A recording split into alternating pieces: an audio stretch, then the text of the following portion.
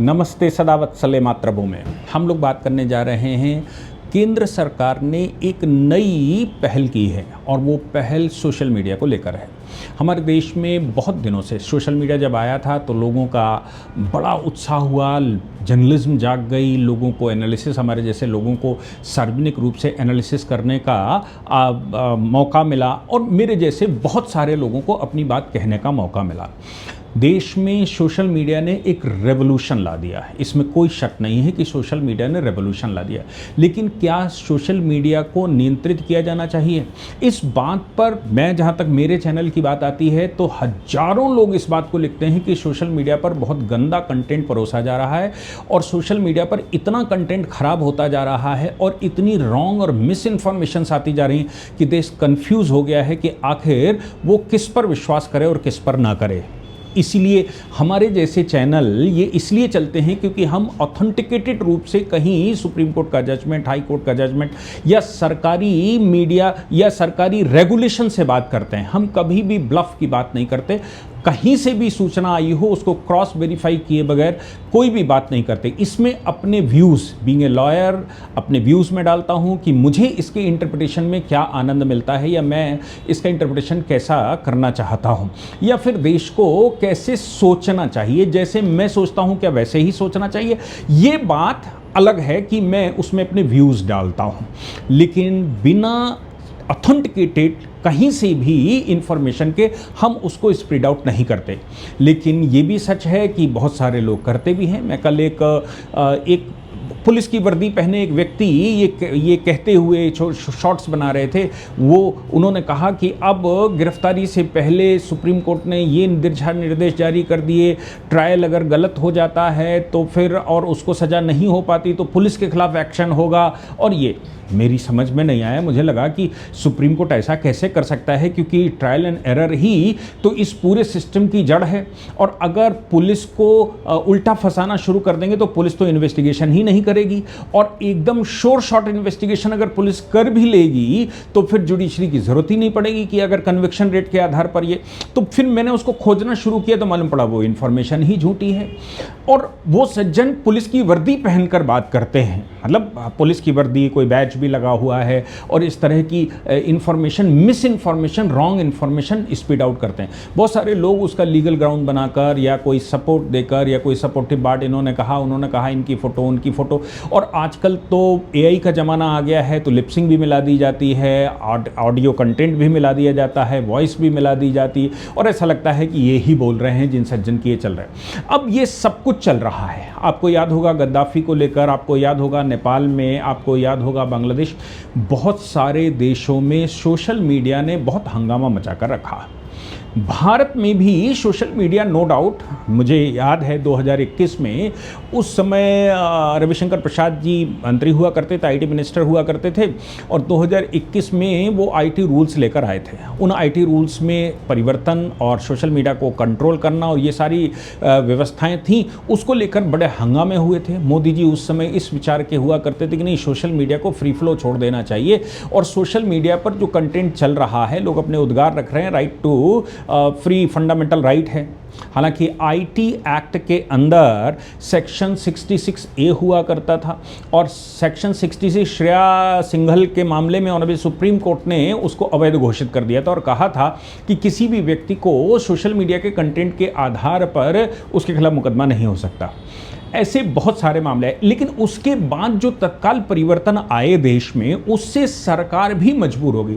IT rules 2021, उस समय आपको याद होगा रविशंकर प्रसाद जी, वो उस समय एक्सटेंशन हुआ था कैबिनेट का, और कैबिनेट के एक्सटेंशन में रविशंकर प्रसाद जी आउट हो गए थे। तो लोगों ने ये कहा था कि आईटी रूल्स में संशोधन लाना उनके लिए खतरनाक हो गया। हालांकि मेरा मानना यह है कि कोई भी रेगुलेशन बिना कैबिनेट की मंजूरी के कैसे लाया गया होगा, इसलिए केवल रविशंकर प्रसाद जी ही ऐसा करना चाहते थे, इसलिए उनको हटाया गया, या मोदी जी ने उनसे इस्तीफा मांग लिया या उनको साइड कर दिया। ये सब बकवास दुनिया भर की चलती रही है।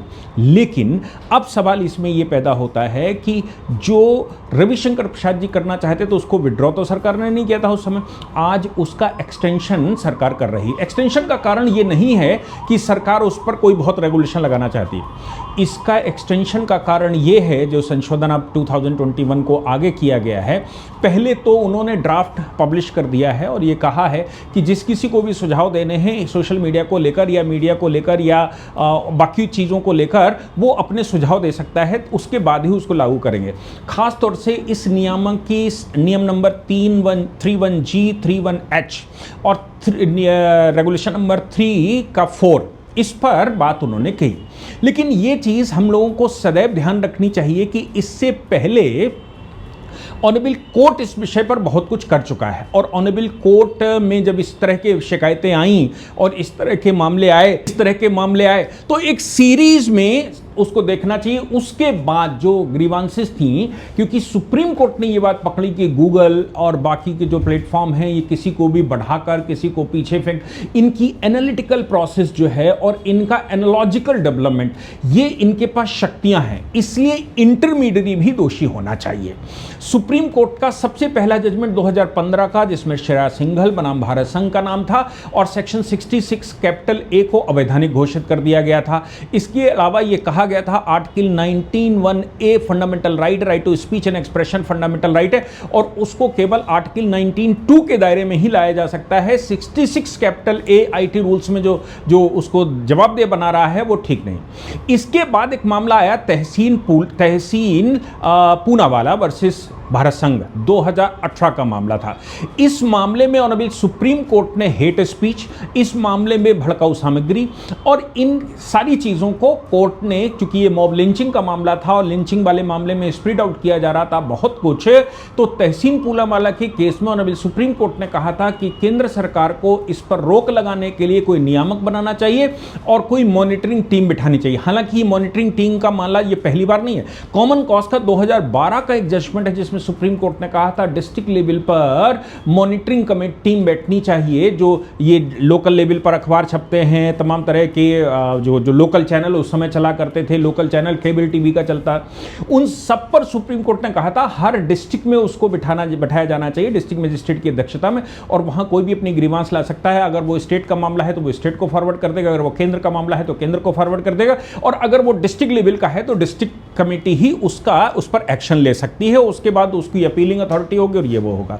ये 2012 में सुप्रीम कोर्ट ने तय किया था। हालांकि उसके बाद 2015 में सुप्रीम कोर्ट ने कॉमन कॉज के मामले में फिर से ऐसा ही कहा और पूछा था कि आपने कितनी कमेटियां बना ली। हालांकि वो सारी कमेटियां जो बनी थी वो डिस्ट्रिक्ट मैजिस्ट्रेट के पास चली गई, मतलब वो डिस्ट्रिक्ट मैजिस्ट्रेट सबका हेड होता है। लेकिन हमने उस पर आरटीआई उस समय डाला था तो बहुत सारे स्टेटों ने कहा कि, किसी ने कहा कि हमने 50 जिलों में 30 बना लिए हैं, किसी ने कहा 50 बना लिए हैं। ये हमने 2017-18 में पूरे देश के स्टेटों में आरटीआई डाला था कि भाई अगर कंप्लेंट करना हो मीडिया की तो कहां की जाए, आम आदमी कैसे जाएगा। फिर बाद में पता लगा इंटर मिनिस्ट्रियल बोर्ड होता है, इन इंटर मिनिस्ट्रियल बोर्ड में कई एक मंत्री बैठते हैं और उनके सेक्रेटरी बैठते हैं जो कई बड़े निर्णय लेते हैं। उन्हीं के तहत उस समय गृह मंत्रालय ने 750 चैनल एक बार में बंद करवाए थे, 1500 चैनल राजनाथ सिंह जी ने एक बार में बंद करवाए थे। तमाम, कोई हैदराबाद से चलता था, कोई असम से चलता था, जम्मू कश्मीर से चलते थे, पाका कुपट जम्मू कश्मीर से चलते थे जिनकी रीच यहाँ तक थी। वो ऐसे हजारों चैनल उस समय बंद किए गए थे। ये इंटर मिनिस्ट्रियल बोर्ड में रखने के बाद गृह मंत्रालय ने कहा, IT मंत्रालय ने कहा, या फिर और जो मंत्रालय थे उन्होंने कहा कि भाई ये खतरा है, डिफेंस मिनिस्ट्री ने कहा ये खतरा है, कंटेंट ठीक नहीं रहा। तो लेकिन जो इंटर मिनिस्ट्रियल बोर्ड है, IMB है, आजकल उसको इंटर डिपार्टमेंटल बोर्ड कहा जाता है या कमेटी कही जाती है, इंटर डिपार्टमेंटल कमेटियां, जिसमें मुख्य सचिव बैठते हैं उन कमेटियों, उन मंत्रालय 6 मंत्रालयों के। वो कब तक कितना, ये सारे मैटर कैसे देख सकते हैं। इसलिए आवश्यक है कि इनकी कमेटियां हों। तो कॉमन कॉज के मामले में कमेटियों की बात कर दी, लेकिन सोशल मीडिया पर तब तक कोई बात नहीं कही गई थी। तो अब सवाल ये पैदा होता है कि सोशल मीडिया का मामला कैसे गवर्न होगा।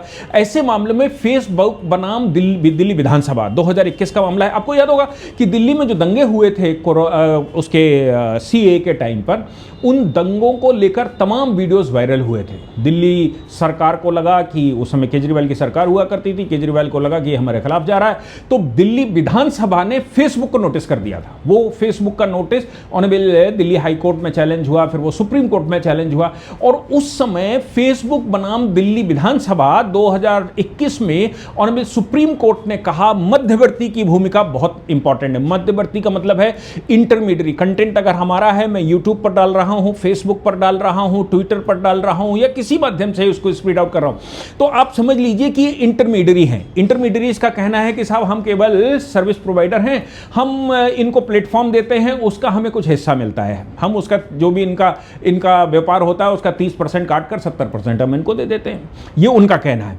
लेकिन सुप्रीम कोर्ट में जब ये मामला चला तो सुप्रीम कोर्ट को एक नई फाइंडिंग दी। सुप्रीम कोर्ट ने कहा सोशल मीडिया प्लेटफॉर्म केवल सामग्री के वाहक नहीं हैं, बल्कि एल्गोरिथम क्षमता सामग्री को बढ़ावा देने की शक्ति रखते हैं। यानी कि अपनी एल्गोरिथम के माध्यम से कौन सा चैनल चलाना है, किसका कंटेंट चलाना है, राष्ट्रवादियों का कंटेंट चलाना है, राष्ट्र विरोधियों का कंटेंट चलाना है, तोड़ू फोड़ू शक्तियों का कंटेंट चलाना है, या फिर ये तोड़ू फोड़ू गैंग का चलाना है, ये एल्गोरिथम आपके पास है। चूंकि आप प्लेटफॉर्म तो देते हैं, लेकिन आप कोई वीडियो को जो ब्राउजर आता है, जैसे मैंने एक वीडियो डाला, उस वीडियो को ब्राउजर 1 लाख लोगों को इंप्रेशन दिखाता है कि 1 करोड़ लोगों को इंप्रेशन दिखाता है। अगर ब्राउजर ये चाहता है या फिर जो आपका यूट्यूब चैनल है वो चाहता है कि ये कंटेंट फैले, तो वो 100 करोड़ लोगों को दिखा देगा एक साथ। 100 करोड़ में से अगर 1% भी क्लिक करेंगे तो 1 करोड़ व्यू आ जाएंगे।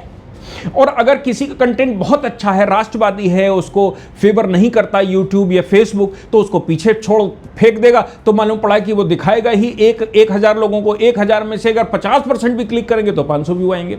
ऐसी परिस्थिति में सुप्रीम कोर्ट ने फेसबुक के मामले में यह पाया कि दिल्ली दंगों को बढ़ावा देने के लिए आपकी जो एल्गोरिथम है, वो एल्गोरिथम उस तरह के वीडियो ज्यादा बढ़ाता है, उस तरह का कंटेंट ज्यादा बढ़ा सकता है। इसलिए आपकी जिम्मेदारी बनती है और आपकी जवाबदेही बनती है। आपकी जवाबदेही पर आपको विचार करना चाहिए और सरकार को इस पर कोई रेगुलेशन बनाना चाहिए। इसी प्रकार से गूगल इंडिया बनाम विशाखा इंडस्ट्रीज का और सुप्रीम कोर्ट में 2020 में एक जजमेंट आया।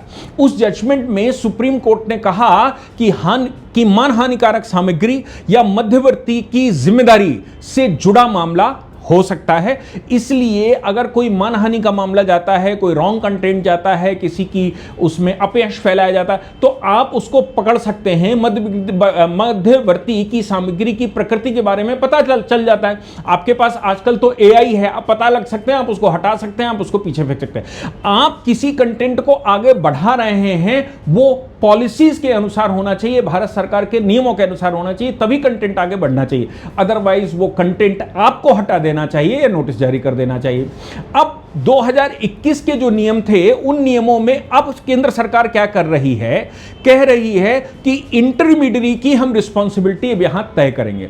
अगर झूठी सामग्री कोई डालता है, अगर फेक वीडियोस कोई डालता है, अगर फेक इंफॉर्मेशन कोई डालता है जो कि भारतीय कानूनों का उल्लंघन कर रहा है, या फिर वो किसी एक विशेष समुदाय के विरुद्ध या समुदाय के पक्ष में किसी भी प्राइवेट चैनल से चल रहा हो, उसको मध्यवर्ती की जिम्मेदारी बनती है, इंटरमीडियरी की जिम्मेदारी बनती है कि उस पर एक्शन ले। दूसरी बात सरकार ने जो तय करने जा रही है वो ये कह रही है कि बिना नोटिस के, अभी तक क्या होता था, 2021 में जो झगड़ा हुआ था ट्विटर के साथ या ये इंटरमीडियरीज के साथ रविशंकर प्रसाद जी के समय पर, वो ये था कि आपके नोडल ऑफिसर यहां पर बैठेंगे ताकि सोशल मीडिया की कोई भी इंफॉर्मेशन अगर हमारा पुलिस ऑफिसर लेना चाहता है तो वो आपके नोडल अधिकारियों से बात कर सके और नोडल अधिकारी उसको सारी इंफॉर्मेशन दे सके। कोई कंटेंट हटाने की बात कही जाए तो कंटेंट हटाने की प्रक्रिया शुरू की जा सके। किसी चैनल को बंद करने की बात आती है पुलिस कंप्लेंट के आधार पर तो उसको स्टॉप किया जाए। किसी कोर्ट के जजमेंट के अनुसार अगर वो कंटेंट हटाना या चैनल बंद करना या उस पर शो कॉज जारी करने की बात आती है तो फिर इंटरमीडियरी होना चाहिए। हम किसको शिकायत करें? हालांकि कंपनियां पहले तैयार नहीं थी, बाद में भारत सरकार ने एक डेडलाइन जारी कर दी और कहा इसके बाद आपके ऑपरेशंस भारत में बंद कर दिए जाएंगे। ट्विटर अंत तक Delhi high court, Karnataka high court, supreme court करता रहा, लेकिन फाइनली सबको नोडल ऑफिसर बैठाने पड़े। एक तो वो विवाद था। अब नोडल ऑफिसर उस पर तभी कार्रवाई करेंगे जब कोई कंप्लेंट करेगा। मैं 2017-18 में जम्मू कश्मीर के विषय को करते हुए हमने बहुत सारी कंप्लेंटें गलत इन्फॉर्मेशंस की थी और ये कहा था कि भाई ये चैनल ये गलत दिखा रहा है, ये यूट्यूब चैनल गलत दिखा रहा है, वो ऐसा कर रहा है, वैसा कर रहा है। और जो चैनल चल रहे हैं, जो नेशनल टेलीविजन्स हैं, नेशनल न्यूज एजेंसियां हैं, उनके खिलाफ भी दिल्ली हाईकोर्ट में उस समय सुमोटो संज्ञान लिया गया था और 12 चैनलों पर एक बड़े स्तर पर पेनल्टी लगाई गई थी। आज भी वो केस चल रहा है। ऑनरेबल गीता मित्तल जी उस समय चीफ जस्टिस हुआ करती थी। उन्होंने कहा कि कंप्लाइंस पूरी करना तुम्हारा काम है, हम किसी भी चैनल को नहीं छोड़ेंगे। आप मीडिया हैं तो क्या हुआ, आपके पास आर्टिकल 19(1) में एक सामान्य व्यक्ति के पास जितना अधिकार है उतना ही अधिकार आपके पास है, उससे ज्यादा आपके पास अधिकार नहीं है और उतनी ही आपकी बाउंडेशंस है। आप अपने आप को चौथा पिलर कहिए। हकीकत यह है कि एक सामान्य व्यक्ति के पास जितने फंडामेंटल राइट्स हैं उतने ही मीडिया के पास हैं, कोई एक्स्ट्रा नहीं। इसलिए यह याद रखिए कि आप कोई भी wrong information, misleading information speed out नहीं कर सकते। अब यहां पर सवाल यह पैदा होता है कि सोशल मीडिया को कैसे रोका जाए। सोशल मीडिया को अब जो नया नियामक आ रहा है उसमें यह कहा गया है कि this is the responsibility of the intermediary. अब इंटरमीडियरी की अपने आप रिस्पॉन्सिबिलिटी होगी, बिना किसी एप्लीकेशन के, बिना किसी शिकायत के। अगर कोई रिपोर्ट नहीं करता, कोई शिकायत नहीं करता, तो भी अब आपकी जिम्मेदारी होगी कि जैसे ही रॉन्ग इंफॉर्मेशन, चूंकि आपके पास तो डेटा का कलेक्शन होता है, आप राइट और wrong information as per law सब आपकी एल्गोरिथम उसको पकड़ लेती है, आपका एआई उसको पकड़ लेता है। चूंकि आपके पास सही इंफॉर्मेशन होती है इसलिए रॉन्ग इंफॉर्मेशन आप जज कर सकते हैं और मिसलीडिंग इंफॉर्मेशन आप जज कर सकते हैं, वायलेट जो इंफॉर्मेशन है वो जज कर सकते हैं, या उससे देश में सौहार्द बिगड़ सकता है ऐसा आप जज कर सकते हैं। इसलिए आपकी जिम्मेदारी होगी कि उस कंटेंट को आप पॉलिसी के अगेंस्ट माने और उस कंटेंट को रोक दें। ये केंद्र सरकार अब लाना चाहती है। इसलिए जो कंटेंट बना रहा है वो तो दोषी होगा ही होगा, लेकिन जो कंटेंट चला रहा है वो भी उसके साथ अपने आप स्यू मोटो उसको एक्शन लेने का अधिकार होगा। हालांकि इस विषय पर अब बहुत सारे प्रश्न सामने आने लगे। प्रश्न ये आने लगा है, क्या केंद्र सरकार के कहने पर ही ये सब चलेगा? प्रश्न ये आने लगा है, क्या अब गूगल या फेसबुक तय करेगा, यूट्यूब तय करेगा कि क्या सही है क्या गलत है? इस बात को लेकर ओवैसी ने आवाज उठा दी है, क्योंकि सबसे ज्यादा रॉन्ग कंटेंट तो वही लोग डालते हैं और मिस इन्फॉर्मेशन भी वही लोग डालते हैं, हेट स्पीच भी सबसे ज्यादा उनके पास ही है, उनसे ही आती। ऐसी परिस्थिति में ओवैसी ने कहा कि right to information fundamental right है, right to speech and expression fundamental right है। सरकार इंटरमीडियरी को इस तरह की शक्ति देकर या इंटरमीडियरी को कंप्लायंस करने के लिए मजबूर करके अब लोगों को बोलने से रोक रही है। मामला तो गंभीर है ही, क्योंकि फंडामेंटल राइट बनाम हेट स्पीच है, फंडामेंटल राइट बनाम रॉन्ग स्पीच है, फंडामेंटल राइट बनाम रॉन्ग इंफॉर्मेशन है, राइट टू इंफॉर्मेशन बनाम रॉन्ग इंफॉर्मेशन है। तो ये इस पर कैसे कार्रवाई होगी, कौन तय करेगा, ये भविष्य बताएगा। अभी फिलहाल सरकार ने आपसे या सभी से वो मांगा है कि आप सुझाव दीजिए। उन्होंने रेगुलेशन पब्लिश कर दिया है, 15 दिन का शायद टाइम दिया है, आप अपने सुझाव दीजिए और सुझाव देकर उनको बताइए कि वाकई में सोशल मीडिया का कंट्रोल कैसे होना चाहिए, सोशल मीडिया सही करे, wrong information, miss information, AI के द्वारा बनाई गई इंफॉर्मेशन, ये सारी इंफॉर्मेशन रोक दी जाएं। सही इंफॉर्मेशन मेरे जैसे लोग जैसे देते हैं वो सही information he analytical with the evidence based होनी चाहिए, वो ही सोशल मीडिया पर चले ताकि लोगों को सहूलियत हो, लोगों को राइट एंड रॉन्ग छांटने की जरूरत ना पड़े और वो कहीं मिसलीड ना हो जाएं और कहीं देश में सांप्रदायिक सौहार्द बिगाड़ न दें, देश का माहौल बिगाड़ न दें, देश में कुछ उल्टा सीधा न कर दें। ये जिम्मेदारी है। इसलिए आप इस पर लिखकर बताइएगा। जो लोग भी पढ़ना चाहते हैं आईटी रूल्स, या फिर जिन लोगों को राइट टू इंफॉर्मेशन एक्ट के हमारे कुछ वीडियोस पहले से पढ़े हैं, बहुत पुराने हैं, अब यूट्यूब पर उसको देख सकते हैं। राइट टू इंफॉर्मेशन के बेसिक फंडामेंटल्स उस पर डाले हुए हैं। जय हिंद, जय भारत, वंदे मातरम।